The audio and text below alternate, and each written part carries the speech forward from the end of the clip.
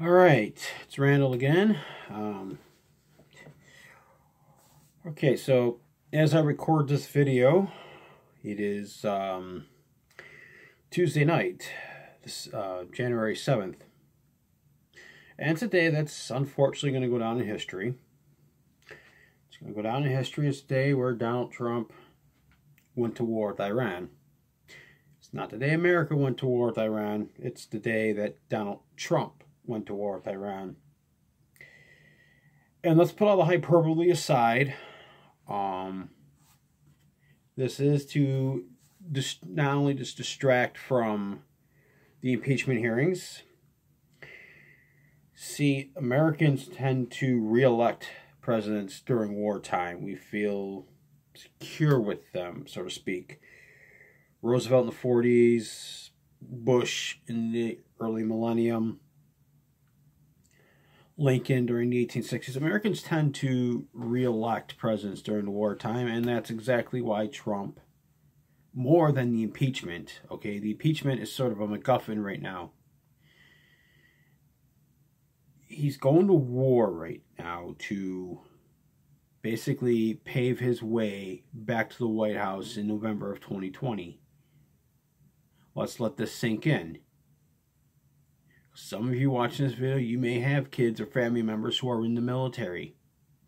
Trump is going to pave his road to re-election with their bodies. He doesn't care about the troops. It's not about them, it's about him. Everything Donald Trump does in his life is to satisfy his own insatiable ego. And you got the war hawks out there on Fox News that are applauding this decision. Well, of course, Fox News has pretty much become state media since 2016. They used to be just an annoying PR voice for the Republican Party. Now Trump's endorsement by tweet, they have basically become state media.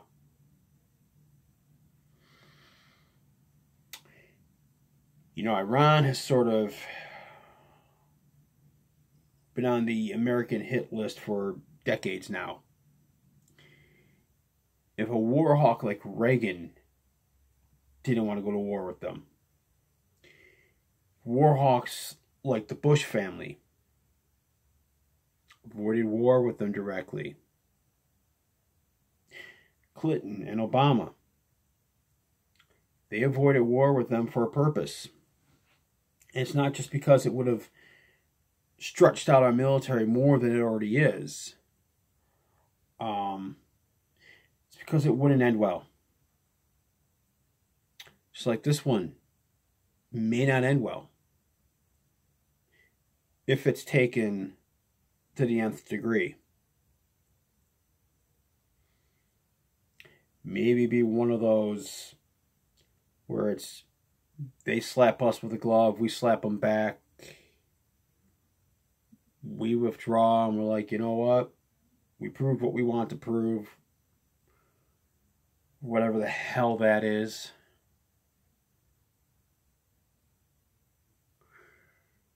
More so now, we have entire generations that have known America only when it's at war. It's 2020, which means that a lot of the kids born during 9/11, they're freshmen in college now. Or they've put on the uniform, signed up for the GI Bill, and are about to be deployed.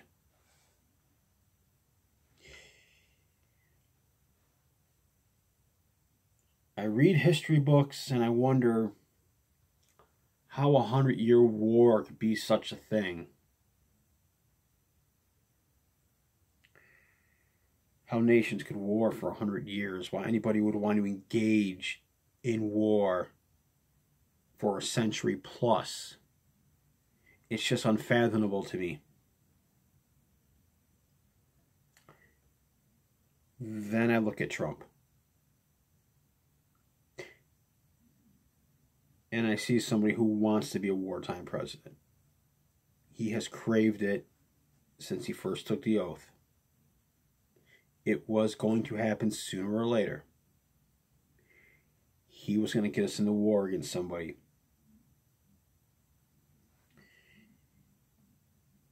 We abandoned the Kurds.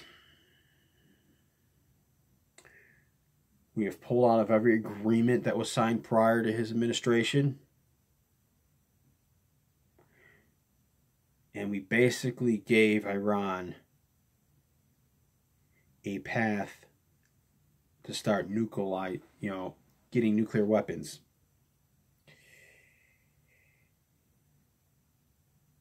This feels like a dream, but it's not.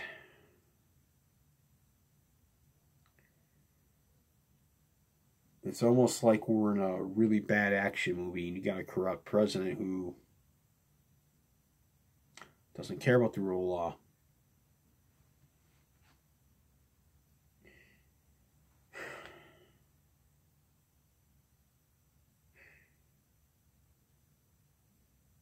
If you're one of the people that are out there blindly supporting what is going on right now, I don't know what to tell you. I don't know what to tell you.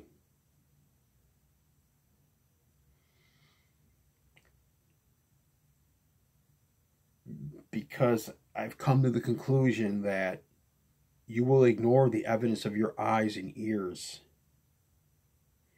And you will support Trump, not unlike Jim Jones' supporter supported him, or David Koresh's. And I'll save you the Google search. Those aren't political leaders. Those are cult leaders.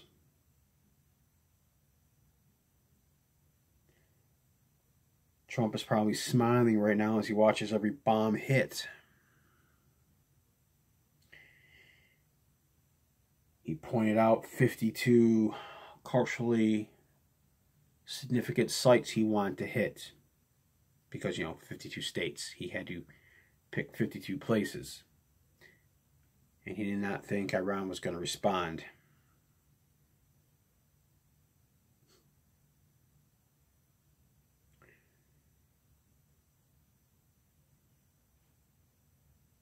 I'm not a praying man. I don't subscribe to religion. I don't believe in it.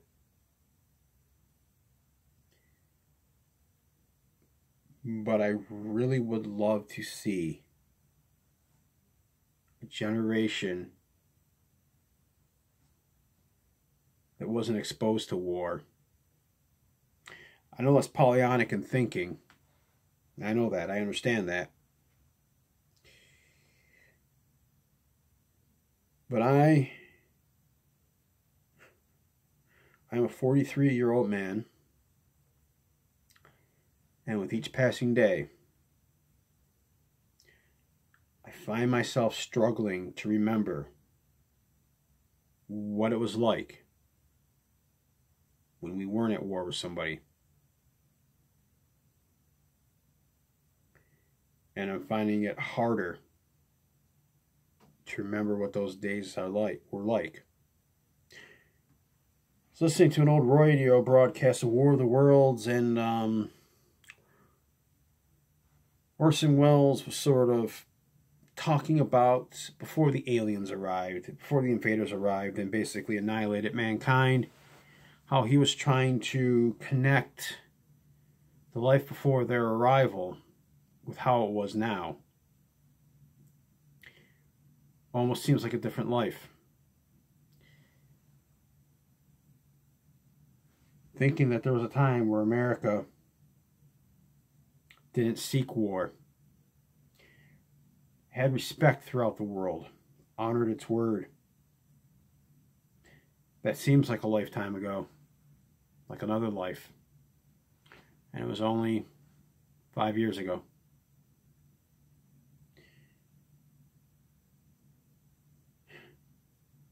I don't know.